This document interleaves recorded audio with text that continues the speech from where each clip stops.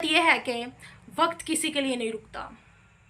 اسلام ہمیں سب سے پہلے اللہ کی توحید سکھاتا ہے، یعنی کہ یہ یقین کہ صرف اللہ ہی خالق ہے، صرف اللہ ہی رازق ہے، اللہ ہی معبود ہے۔ جب انسان یہ سمجھ جاتا ہے تو اس کی زندگی بدل جاتی ہے، کیونکہ پھر وہ دنیا کے خوف سے نہیں بلکہ اللہ کے خوف سے جیتا ہے۔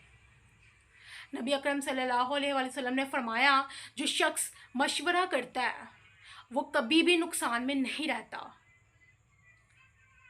اسلام ہمیں یہ بھی سکھاتا ہے کہ مشورہ لینا عقل مندی ہے۔ نبی کریم صلی اللہ علیہ وسلم خود بھی صحابہ کرام سے مشورہ لیتے تھے۔ مثلاً غزوہ خندق میں جب دشمن بہت طاقتور تھے تو صحابہ نے مشورہ دیا کہ خندق کی کھودی جائے، اور یہی فیصلہ اسلام کی بڑی کامیابی بنا۔ یہ ہمیں سکھاتا ہے کہ اسلام عقل اور حکمت کا دین ہے۔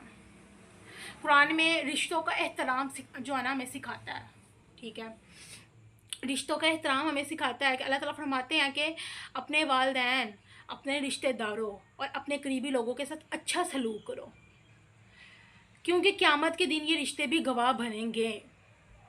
حضرت علی رضی اللہ تعالیٰ عنہ اسلام کے بہادر اور علم والے صحابی تھے۔